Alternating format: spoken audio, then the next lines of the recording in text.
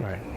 Today we're going to reflect on SD 50.35 Mahasala Sutta, the discourse on the wealthy, or to be more specific, on the wealthy Brahmin, as 7.14. This sutta also has an alternative title called this is in the Burmese edition, it's called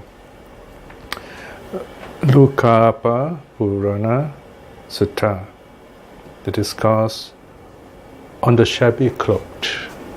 It's because of the way the Brahmin was dressed. This is a very beautiful story, reminding us to show our love to our elders, especially our parents, and to really take care of them in their old age. There is also a sense of, there's a bit of humor here, a bit of wry humor if you like, to show how the father is torn between love and desperation, because the father was thrown out from the family house. And all this is because of the Buddha's help. So let's look at the sutta. Translation starts on page 148. The discourse on the wealthy.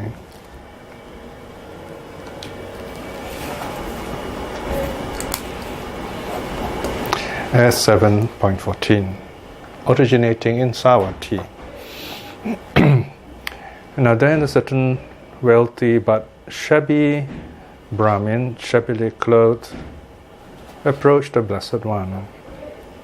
Having approached, he exchanged greetings with the Blessed One. When the courteous and friendly exchange was concluded, the wealthy Brahmin sat down at one side. Now there are a couple of interesting points here we should note. Number one, the Brahmin was shabbily dressed. He is a poor Brahmin, but he is addressed as the rich Brahmin. Mahasala. Mahasala means the one with the great halls, because he was rich before, and we'll find out what happened to him in a while. Point number two, we should note that in this case we have this very poor man who comes to see the Buddha. So it's not always rich nobles and rich Brahmins and kings who come to see the Buddha. Occasionally we do have the poor, the destitute, coming to the Buddha. So the Brahmin exchanged greetings with the Buddha. Then the Blessed One asked the wealthy Brahmin, "Why, Brahmin, are you shabbily clothed?" Then the Brahmin replies, "My two sons, Master Gotama, instigated by their wives, have here thrown me out of the house." So these Brahmins' children, they were quite loving before they were married, but once they were married, their wives were not too happy with this Brahmin, and they worked to instigate their husbands, that is the Brahmin's two sons, to ask him to leave the house. Now the sutta here gives the bare teachings. We have a bit more dramatized story in the Dhammapada.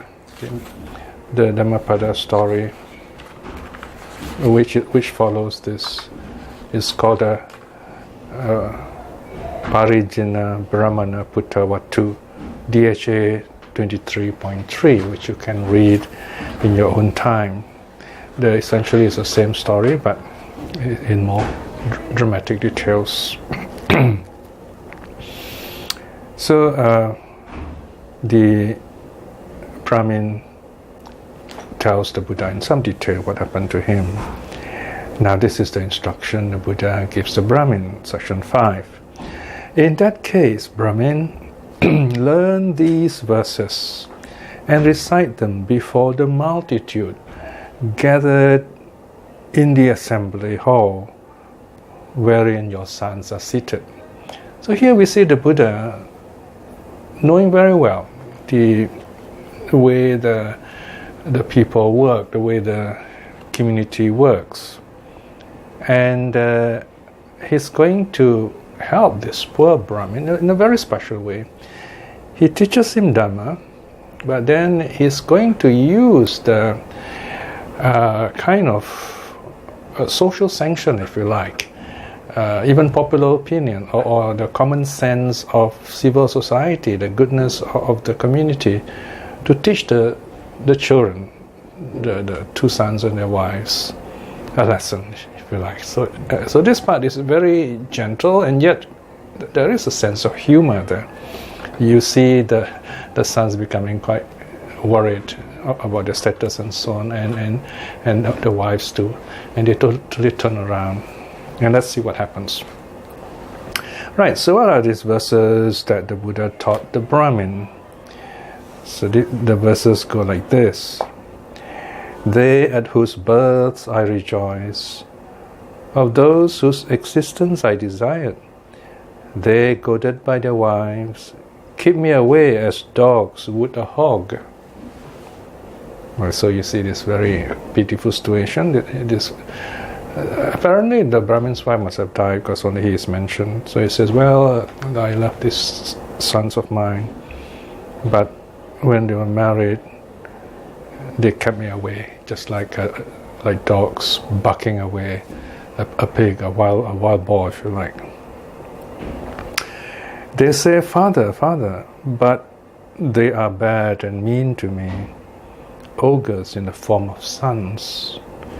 They forsake me in my old age. So there you are. This is a common problem today, even in a rich urban society like Singapore. You see parents pushed aside, kept in some institutions, and life institutions are very sad because parents are treated just like living meat, if you like. They're not really happy there, unless you have a new environment where these old people are able to interact with others, living together like a small kampung, like a small village, where that is something worthwhile. But here very often they are kept away for the convenience of the children and their wives. And they are very expensive to this kind of institutions. They charge very high rates. So now the Buddha continues, just as a horse, old and useless, is deprived of food, the elderly father of simpletons begs for food from other houses. So here you notice the Buddha knows this. So in other words, the Brahmin has told the Buddha about this too, that he's in the streets, so he has to collect food, beg for food from other families. Imagine he was a very rich Brahmin, he had a lot of money. The story goes that when the children are old enough, he gave half his wealth to his sons. Later on, when the children were married, the wives told their husbands, why don't you ask your father to give over all his money? So, loving his children, he did just that. He gave all this money away, and in the end he had nothing, and that's when the children asked him to leave the house, because he was useless, was not doing anything. Right, then the Buddha continues in his verses to teach the Brahmin to use them so that his sons will realize their folly. Here is verse 9. Better to me is this staff, this stick, than such those disobedient sons. It keeps away a fierce cow or a fierce dog too. Right? So this Brahmin says, well, this stuff, this walking stick I have with me serves me better. I can use it to chase away a fierce cow or a fierce dog. In the dark, it goes before me. In the deep, it gives me a footing. By the power of this staff, after stumbling, I stand again. So here is a very beautiful verse where the Brahmin reflects, even a dead piece of wood, this walking stick, is more useful to him. So, having learned this verse, he waits for the day when the town gathering is done, and he goes to this town gathering. Section 11. Then the wealthy Brahmin, having learned these verses before the Blessed One, went before the multitude and assembled. Went before the multitude, in which his sons were seated, and in the meeting hall, and said. So he recited all these verses again. All right, they at whose birth I rejoice, of those whose existence I desired, they, goaded by their wives, keep me away as dogs would a hog. They say, Father, Father, but they are bad and mean to me, ogres in the form of sons. They forsake me in my old age. Just as a horse, old and useless, is deprived of food, the elderly father of simpletons begs for food from other houses. Better to me is this stuff than such disobedient sons. It keeps away a fierce cow or a fierce dog too. In the dark it goes before me. In the deep it gives me a footing. By the power of this staff, after stumbling, I stand again. So imagine this poor old man recites this beautiful, melancholy verse before this crowd. Of course, the Dhammapada commentary story gives more details. The Brahmin comes in and tells the people, he has something to say. The people say, okay, come on, tell us, and so on. So now the people hear this, right? And this is what happened, section 17. Then the sons, so the sons were shocked. Okay, the sutta doesn't give us this, what happened, how the children reacted, because of course there was an uproar, and the community were very concerned, they were shocked, and of course the sons were very worried. In fact, the sons immediately kind of changed their tone and went up to the father. So here the sutta only says that, section 17.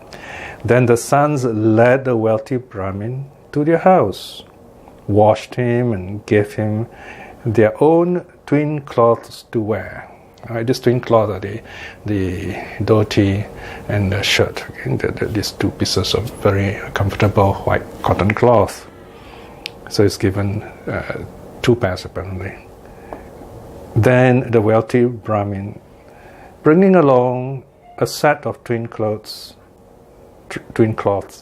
approached the Blessed One and exchanged greetings with him. And when this courteous and friendly exchange was concluded, he sat down at one side. Sitting thus at one side, the wealthy Brahmin said this to the Blessed One. Master Gotama, we Brahmins seek a teacher's wealth for the teacher. May Master Gotama accept the teacher's wealth. The Blessed One accepted out of compassion. So here we see a very interesting development. The Brahmin, in gratitude, returns to see the Buddha, and he brings this extra pair of clothing, the sarong, if you like, the dhoti, and the shirt, and he offers it to the Buddha. Of course, the Buddha doesn't wear them like that. He would be dyed, kind of ochre or orange or kind of brownish. So he shows his gratitude by giving the second pair of clothing to the Buddha. So this is called a teacher's gift, the dakkhina, a gift to the teacher rather. So here you see the Brahmin offering it to the Buddha as his teacher. And the Buddha accepted the offering out of gratitude, out of compassion. So the Brahmin is very happy, and the Brahmin goes for refuge, section 21. Then the Brahmin said to the Blessed One, Excellent Master Gautama, just as if one were to place upright what had been overturned, or were to reveal what was hidden, or were to show the way to one who was lost, or were to hold up a lamp in the dark so that those with eyes could see forms. In the same way, in numerous ways, has the Dharma been made clear by Master Gautama. I go to Master Gautama for refuge, to the Dharma, and to the community of monks. May Master Gautama remember me as a lay follower who has gone forth for refuge from this day forth for life. And the sutta ends there.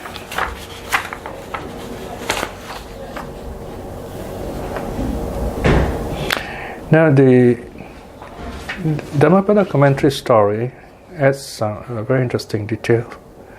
So the Buddha goes on to teach a bit of Dhamma to the Brahmin and the children. Then the closing section of the Dhammapada story says, as this is in section 47, the very last paragraph of this translation, as the teacher related his past conduct in detail, they shed flood of tears. In other words, the Buddha kind of tell them the story about the father in the past, how the father was very loving to the children and so on. On account of the softness of their hearts, they were all ears. Thus the Blessed One, knowing full well what would benefit them, proclaimed truths and taught the Dhamma. So here we see the Buddha using what's called the gradual teaching, having known that the children and their wives, and the Brahmin of course, are ready mentally. He taught them first of all these basic teachings, and then when they're ready, he taught them the Four Noble Truths. At the conclusion of the teaching, the Brahmin, his sons and daughters-in-law attained the fruit of stream winning. So this story has a beautiful, happy ending. So there you are. Here the story tells us old folks should not give up. You should kind of do something about the difficulties you have, ask for help, and help will come somehow. So, and for the young people, it is better not to let this sort of sadness happen, to show your love and care somehow, to give time to your parents, your old parents and loved ones. So do reflect on this sutta, read the complete Dhammapada story and reflect on it so that our lives are all the richer and happier. With that we end this story with a short reflection. Although the Buddha teaches us to renounce the world, to be happy, even living alone, the Buddha also teaches lay people how to live together happily, to support one another, to take care of one another, and to keep the family happy, because the family is the basis of the whole of civilized society. Reflecting in this way is wonderful good karma. By the power of such good karma, may we be empowered with the wisdom and courage to aspire to stream winning even in this life itself. And by the same token, by the power of the three jewels, may we be blessed with good health and happiness in this life. And also may our loved ones, our friends and relatives and those who have been kind to us, may they be well, may they be happy. By the power of the three jewels too, may those who are practicing the Dharma find the true way, find the truth and awakening in this life itself. And may those too who have lost their way or who have difficulties with the teaching, may they too see the true teaching in this life itself. May all beings be well and happy. Sadhu, sadhu, sadhu.